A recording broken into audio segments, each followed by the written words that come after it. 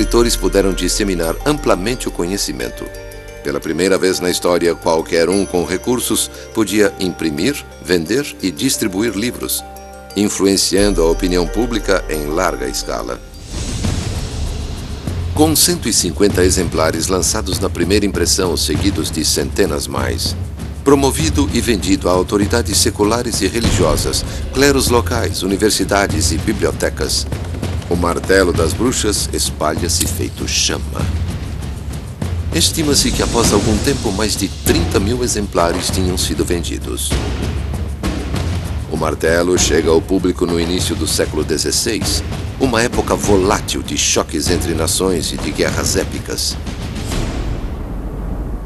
Na mesma época, a Igreja Católica enfrenta uma de suas maiores disputas internas e a Reforma Protestante está começando a surgir.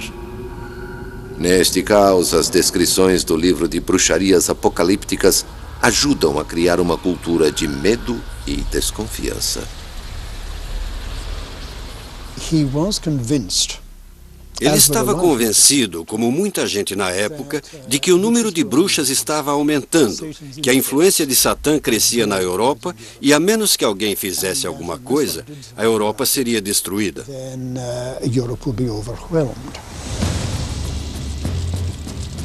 As práticas descritas no Malleus se tornaram comuns. A colocação de cartazes nas portas das casas incitando moradores a delatarem pessoas, interrogatórios invasivos, como usar a tortura e quando instituir a pena de morte. No entanto, desde a primeira edição, nem todos aprovam as ideias do martelo. Ao longo das décadas seguintes, alguns críticos fazem fortes objeções. Quase imediatamente surgiram aqueles que diziam que aquilo não fazia sentido. Mas isso não basta. Caçadas violentas a bruxas prosseguem no norte da Europa, levando o caos à Suíça, à França, à Alemanha e a outros países. Amplamente divulgado, o Malleus ajuda a fomentar uma nova onda de perseguições, torturas e mortes. 1563. Wiesensteig, Alemanha. Menos de um século se passou desde um dos mais notórios julgamentos de bruxas. A chamada Tempestade Demoníaca de Granizo de Ravensburg. A mesma acusação se repete. Desta vez, um conceituado nobre acusa um grupo de mulheres de um crime idêntico: conjurar o diabo para criar uma tempestade de granizo que destruiu plantações. Incitado pelo nobre proprietário rural, o caso possui dois dos elementos mais importantes em qualquer caçada às bruxas: pânico e patrocínio. É preciso haver um príncipe que esteja disposto a apoiar os caçadores de bruxas, que aceite julgamentos de bruxas em seus tribunais.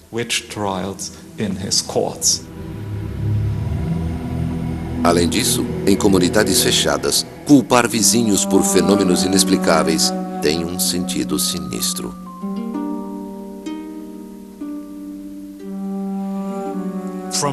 Desde o início dos tempos, pessoas em contexto claustrofóbicos têm problemas de relacionamento. Uma consequência disso, em muitas sociedades, é a ideia de que algumas pessoas têm o poder de fazer mal a outras.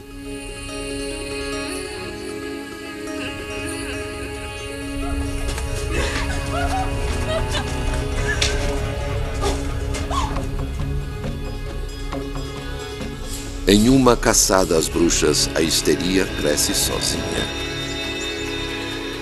O cidadão comum fica ansioso para se apresentar e identificar um malfeitor. Ela é bruxa, ela é bruxa. As pessoas acreditam nessa ideia de feitiçaria diabólica. Uma cidade pequena pode facilmente ser tomada pelo pânico. As suspeitas de bruxaria frequentemente são mulheres camponesas.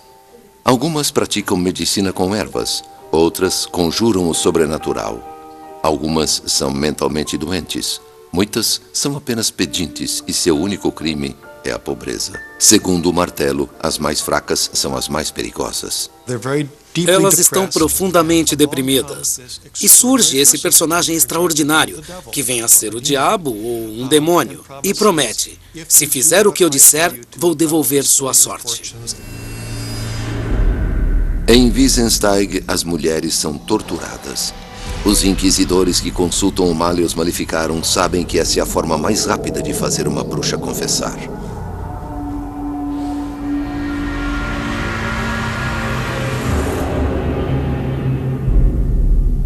Se a pessoa não confessar a verdade, mais 1 ou 2 dias de interrogatórios sob tortura. Você pode usar a tortura para fazer as bruxas darem os nomes de seus cúmplices. Nós sabemos que elas têm cúmplices porque fazem parte de uma enorme conspiração. Entre os piores instrumentos de tortura estão um capacete de ferro que perfura a cabeça chamado de esmagador de crânios, o pêndulo e um torno feito para esmagar os dedos. Os julgamentos de Wissensteig duram meses. No total, mais de 60 mulheres confessam e são queimadas na fogueira. E elas não estão sós. Alguns acreditam que o Malleus Maleficarum inspira um dos piores atos de ódio contra mulheres na história. Mas esse ódio, ou alguma outra coisa além dele, poderia oferecer uma pista para a poderosa atração exercida pelo livro?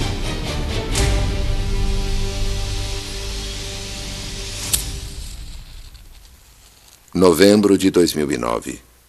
Do outro lado do Canal da Mancha, o investigador Peter Maxwell Stewart acredita que o ódio não é a verdadeira motivação do autor. Ele atenta para algo mais significativo: a sexualidade fúnebre do livro. No Martelo, a sexualidade de mulheres corre solta. As mulheres fazem mais do que seduzir e fornicar com demônios. Ao longo do livro, a luxúria feminina é um portal para Satanás. Feiticeiras deitadas de costas, nuas acima do umbigo, seus membros dispostos de forma adequada para esse ato sujo. Elas também são muito mais emotivas que os homens, o que se deve em parte à sua sexualidade. Elas não conseguem se conter, e um homem é inadequado à tarefa. Assim, as mulheres ficam abertas ao controle de Satanás. E esse é um dos motivos para encontrarmos tal ênfase na sexualidade no Malleus. A crítica do livro à sexualidade feminina ajuda a justificar uma nova onda de perseguições. Kramer diz especificamente no Malleus que vivemos numa era de mulheres em que elas estão comandando o show, no qual a luxúria e a sensualidade espalham perversões horríveis por toda parte. E Kramer considera esse domínio das mulheres uma perspectiva aterrorizante e algo que tem que ser contido. Mas o conteúdo sexual incomum do livro poderia explicar seu impacto duradouro? Para compreender a fixação do livro na sexualidade, investigadores examinam um rastro singular de documentos.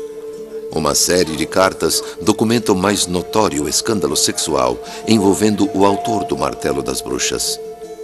Cartas escritas durante o fracasso de Kramer no julgamento de Innsbruck. Todos em Innsbruck teriam ficado satisfeitos se ele atacasse apenas a magia. E ele começou a falar sobre uma conspiração de bruxas diabólicas, mulheres que saem à noite, concentrando-se particularmente na sexualidade feminina. Por que ele faria todas essas perguntas sobre sexo? Isso é estranho e assustador. Ele quer dizer que isso é típico da personalidade de uma bruxa. Isso é típico do comportamento de uma bruxa. Por isso, quando julgamos uma delas, queremos saber sobre a vida da mulher. Porque se ela tiver uma história de irregularidade sexual, isso reforça a acusação de bruxaria.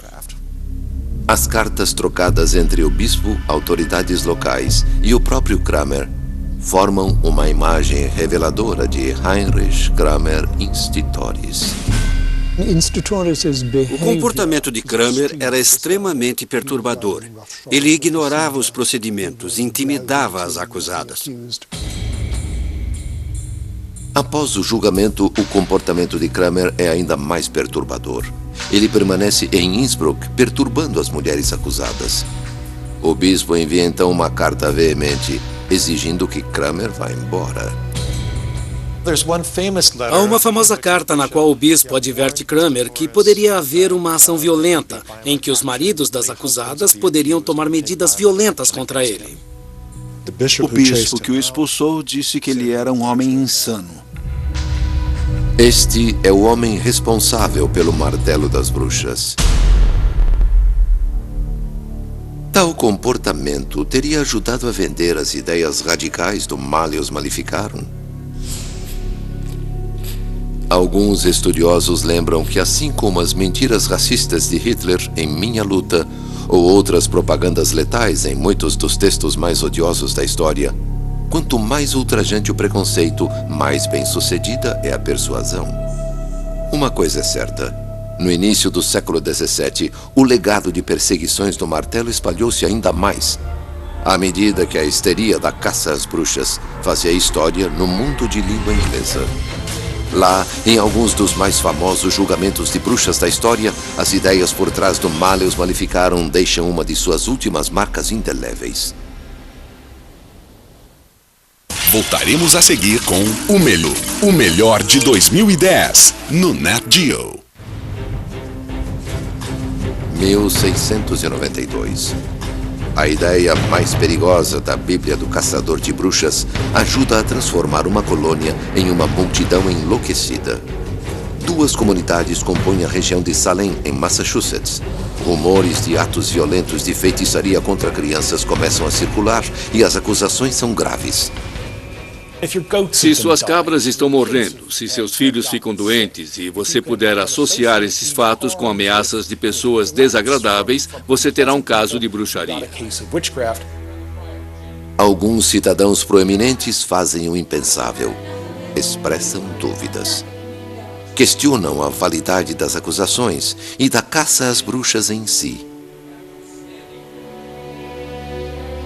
Eles também são acusados.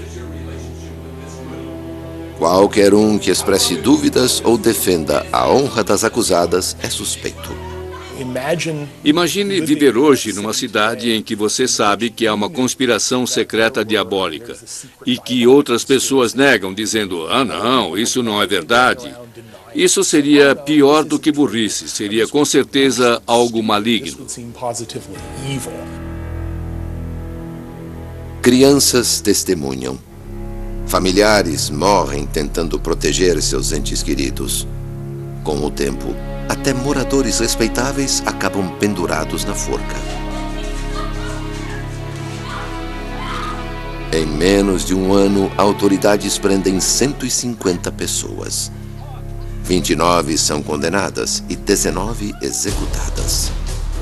Teorias para a loucura da perseguição às bruxas passam por grãos alucinógenos mofados, repressão cultural e até histórias de fantasmas de escravos.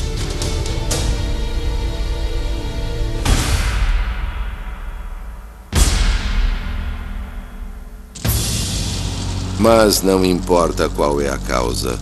Qualquer exame do horror de Salem leva ao legado mais danoso do Malleus Maleficarum. Uma ideia simples, exposta no livro. A descrença em si equivale à heresia, ou seja, o questionamento da existência de bruxas faz do cético um cúmplice do crime.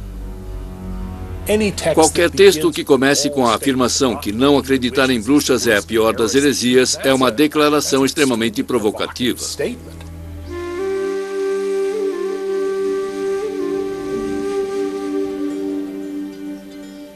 Na psicologia da caça às bruxas, tal raciocínio é o prego final no caixão. Assim, nestas circunstâncias, quando se tem pessoas obrigadas no tribunal a dar o nome de seus cúmplices, até mesmo aqueles que não têm o histórico de praticar feitiçaria. Em alguns casos, mulheres respeitáveis, moradoras da cidade, podem ser denunciadas